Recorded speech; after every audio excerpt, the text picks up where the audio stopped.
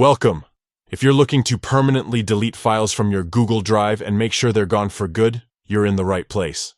Today, I'll walk you through the latest steps to erase files forever, so you can free up space and keep your drive organized. Let's get started.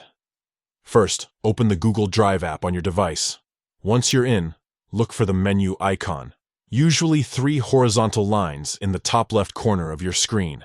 Tap on it to open the side menu. From the menu, scroll down and find the section labeled Bin or Trash.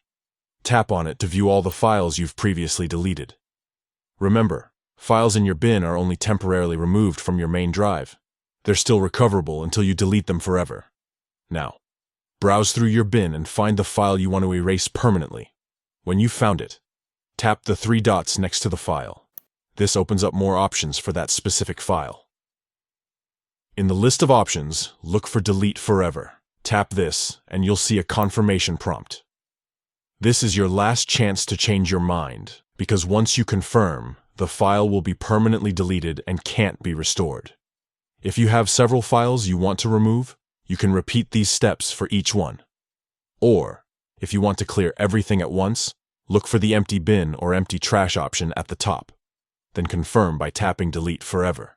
And that's it. Your files are now permanently deleted from Google Drive.